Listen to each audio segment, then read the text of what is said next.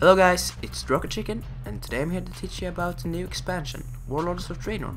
In this video we're going to talk about the zones, the questing, the garrisons slash player housing, and the new feature, instant level 90. We're also going to talk about the new character models, and of course some PvE and PvP. So first, I'm gonna talk about the new zones. First, it's a new world. We have Frostfire Ridge, that's the land of the Frostfall clan, and the Frostfire Ridge is covered with snow, but also with lava and volcanoes. In Frostfire Ridge, Horde will also have their new base, Blizzcon Fortress, and there will be a lot of big ogres there to fight. And now I want to talk a little bit about Gorgrond. Gorgrond is where the Iron Horde make their weapons and armor. It's a desolate rocky zone that reminds me of Badlands. The Blackrock Foundry Ray will be here. The Tanan Jungle is the home of the Bleeding Hollow clan. This is now a jungle, it's not like we see it today in Hellfire Peninsula. Nagrand. You guys know Nagrand? It's a peaceful land where the grass is green and the girls are not pretty. It's the zone of the Warzone clan leader. It's the zone of the Warzone clan with their leader Gromash Hellscream. The zone is beautiful as the old Nagrand. Talador. The heart of Draenor. Talador is the place of Shattrath, but not the Shattrath as we know it, a bigger and better version of it, with cool structures of the Draenor culture. The only problem is that it's occupied by the Iron Horde. The Sangre River flows across the lands, and it looks like a beautiful place, just like Terracor Forest. And a plus, our kingdom is revamped as it used to look. It's gonna be awesome. Shadowmoon Valley. It has the same name like our Shadowmoon Valley in Outland, but no, this isn't the fire-raining, demon, blood-gobbling, green volcanoes, chaotic land. No, this is another beautiful land. What makes this zone so special is that it's always nighttime.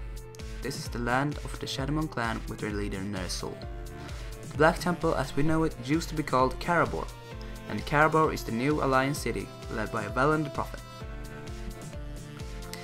And Spires of Arak is a forest with tall rock spires that steep to scale. This is the land of the Arakoa. It's also the homeland of the Shattertan clan. The clan is ruled by Karagath Bladefist.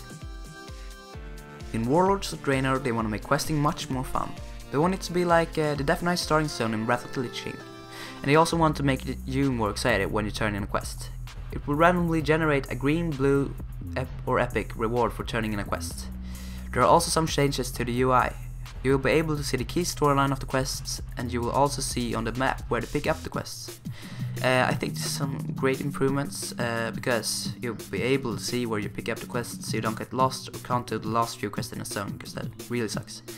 I also think it's interesting to see the new questing experience like the Death Knight starting zone in Wrath. They also told us that we were going to stick with the legendary quests, but not with Wrathion this time around.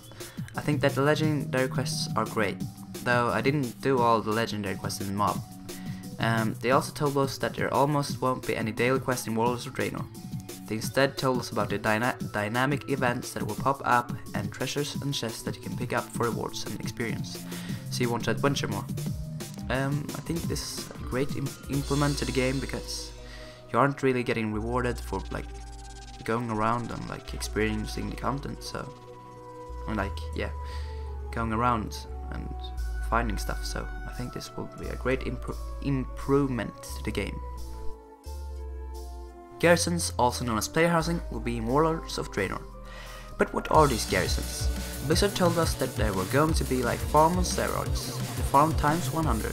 They told us that they were going to let us pick what zone we wanted to put the garrisons in, and we will wanted to place down our buildings. The buildings will work like this. You can upgrade your let's say in 3 times.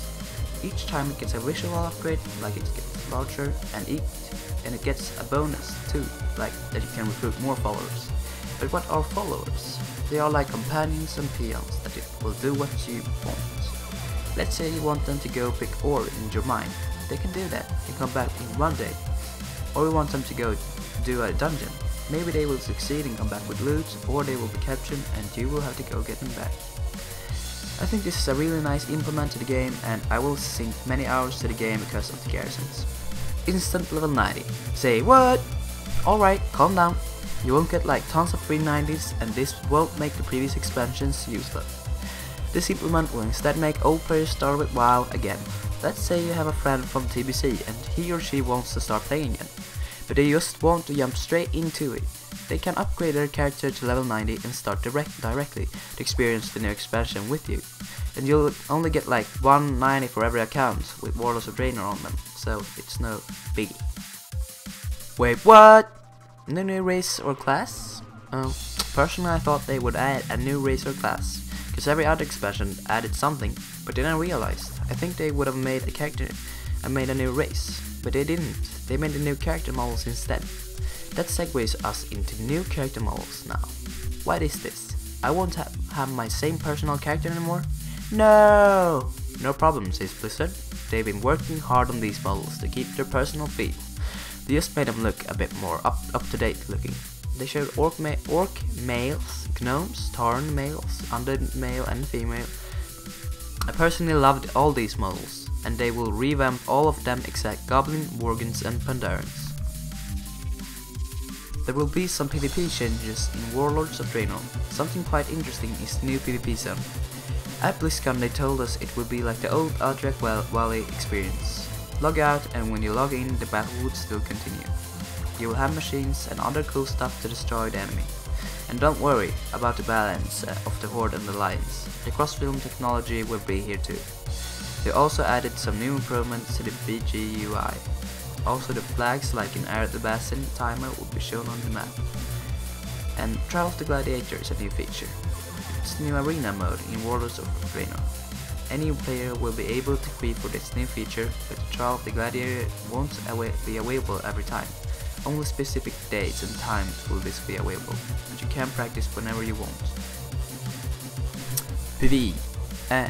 In this segment I want to talk about Reforging, Gems and Enchants too. Reforging is removed because Blizzard didn't feel it added something to the game that was fun.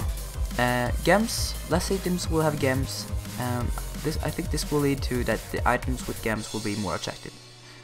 Enchants have also been reduced. This will make enchants more special when you get them and a lot cheaper to get into raiding. Raiding in Warlords of Draenor will be a bit different. This is how the difficulty levels will look like. The mythic raiding will be with 20 players, so the rogue raiding guilds will have to find 10 more players to raid with. The new raid on the launch will be the Blackrock Foundry, and its goal is to cripple the Iron Horde's supply. I won't talk about the lore of Warlords of Draenor, but I know a very good channel for just that. Noble87 explains every lore detail of the new expansion. He's awesome, and he's really good at his thing. He has a 1.5 hour video explaining every lore part that you'll need.